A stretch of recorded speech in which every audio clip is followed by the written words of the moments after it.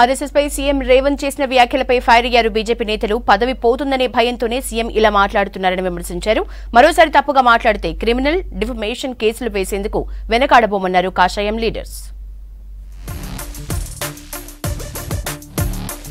లోక్సభ ఎన్నికల్లో ప్రతి ఒక్కరూ ఓటు హక్కు వినియోగించుకోవాలన్నారు కేంద్ర మంత్రి కిషన్ రెడ్డి.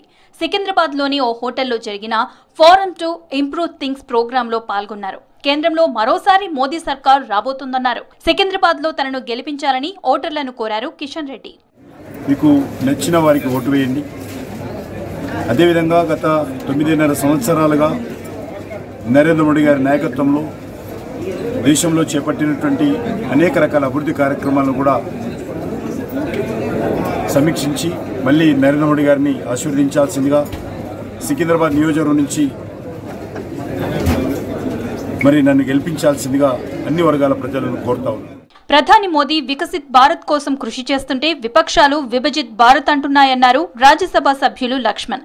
ఒక వర్గం ఓట్ల కోసం హిందువులను హేళన చేసేలా వ్యవహరిస్తున్నారని అన్నారు. అయోధ్య అక్షింతలను ప్రజలకు పంచితే కేసీఆర్ కి ఎందుకు కడుపుమంట అని ప్రశ్నించారు లక్ష్మణ్. ఇవాళ మోదీ అభివృద్ధి ఎజెండా, పేదల సంక్షేమ పథకాలు, వారు తీసుకుంటున్న హిస్టారికల్ డెసిషన్స్, సాధించిన విజయాలు జీర్ణించుకోలేకపోయారు. థర్డ్ టైం ప్రైమ్ మినిస్టర్ అయిన తర్వాత నెక్స్ట్ 5 years ఎజెండా ఇప్పటికే తయారు చేస్తున్నారు. దానికి యాక్షన్ ప్రోగ్రామ్ కూడా తయారు. ఫస్ట్ 100 daysలోనే హిస్టారికల్ డెసిషన్స్ ఉండబోతాయి. కాంగ్రెస్ నేతలు డ్రామాలాపాలన్నారు కరీంనగర్ ఎంపీ బండి సంజయ్. 6 గ్యారంటీలు అమలు చేసినట్లు నిరూపిస్తే పోటీ నుంచి తప్పుకుంటానన్నారు. లేకపోతే కాంగ్రెస్ అభ్యర్థులంతా పోటీ నుంచి తప్పుకుంటారా అని ప్రశ్నించారు. కరీంనగర్ ఎంపీ ఆఫీసులో వివిధ పార్టీల నుంచి నేతలు, కార్యకర్తలు సంజయ్ సమక్షంలో పార్టీలో చేరారు. ఎంపీ ఎన్నికల్లో బీఆర్ఎస్ ని ప్రజలు బొంద పెడతారన్నారు బండి సంజయ్. ఇలా ప్రజలు ఓటు తీసుకొని పైసలు తీసుకొని ఓట్లేరు.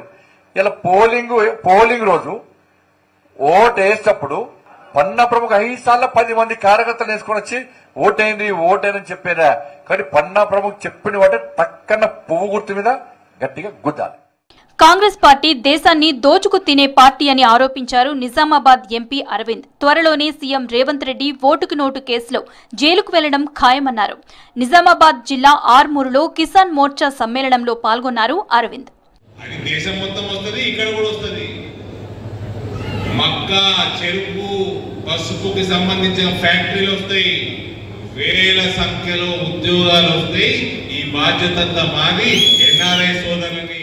కేసీఆర్, రేవంత్ రెడ్డి తోడుదంగలని విమర్శించారు మహబూబ్ నగర్ లోక్సభ ఎంపీ అభ్యర్థి డీకే అరుణ. బీఆర్ఎస్, కాంగ్రెస్ పార్టీలు పాలమూరుకు చేసిందేమీ లేదని మండిపడ్డారు. షాద్నగర్ నియోజకవర్గం చౌదరిగూడ మండలంలో ఎన్నికల ప్రచారంలో పాల్గొన్నారు డీకే అరుణ. పాలమూరు రంగారెడ్డి ప్రాజెక్టు పేరుతో అడ్డగోలుగా డీపీఆర్లు పెంచి కేసీఆర్ దోచుకున్నారని మండిపడ్డారు. ఈరోజు కరోనా టీకాలు కానీ ఈరోజు పేదవాళ్లకు దేశమంతా ఇండ్లు ఇచ్చిండు, మన రాష్ట్రంలో ఇండ్లు రాలే. పేదవాళ్ళకు రేపు పొద్దున ఇండ్లు రావాలంటే ఖచ్చితంగా నరేంద్ర మోదీ గారిని మనం గెలిపించాలి. ఇక్కడ ఆ రాముని ప్రతిష్ట నరేంద్ర మోదీ గారి చేతుల మీద జరిగిందంటే ఆ శ్రీరామచంద్రుని ఆశీస్సులు భారతదేశం మీద ఉన్నట్టా లేనట్ట.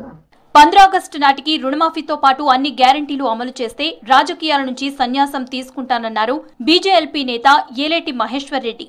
రుణమాఫీపై సీఎం రేవంత్ రెడ్డి రోజుకో మాట మాట్లాడుతున్నారని మండిపడ్డారు ఏలేటి. ఈ రోజు మీ పార్టీలో 50 మంది గెలిచే ఎంపీలు గెలిచే పరిస్థితి లేనప్పుడు అసలు మీరు మ్యాచ్ ఆడతారంట. ఫైనల్ మ్యాచ్ ఏ మ్యాచ్ నాకు అర్థమైతే లేదు. క్యాప్టెన్ లేని మ్యాచ్ ఏందో మరి. అసలు మీ క్యాప్టెన్ ఎవరు అంటున్నా.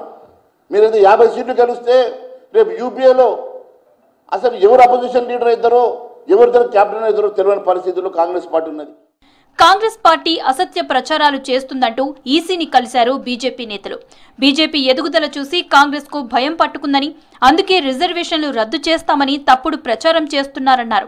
సోషల్ మీడియా వేదికగా కాంగ్రెస్ పార్టీ చేస్తున్న అసత్య ప్రచారాలపై చర్యలు తీసుకోవాలని కోరారు. అత్యధికమైన సీట్లు బీజేపీ గెలుస్తుందనే యొక్క భయంతో కాంగ్రెస్ పార్టీ పూర్తి అబద్ధాలు, అసత్యాలు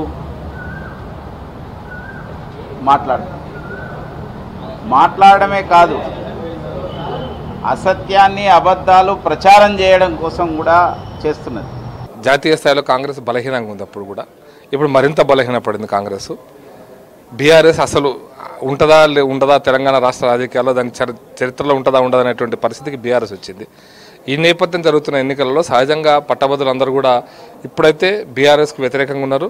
అదే సందర్భంగా కాంగ్రెస్ ఇచ్చినటువంటి వాగ్దానాలు పూర్తి నిలుపుకోలేని విషయంలో కూడా వ్యతిరేకత ఉంది కాంగ్రెస్ మీద. కేంద్ర హోంమంత్రి అమిత్ షా తెలంగాణ టూర్ ఖరారైంది. మే 1న సిటీకి రానున్నారు షా. ఆల్ సిటీలోని గౌలీపురాలో రోడ్ షో నిర్వహించనున్నారు.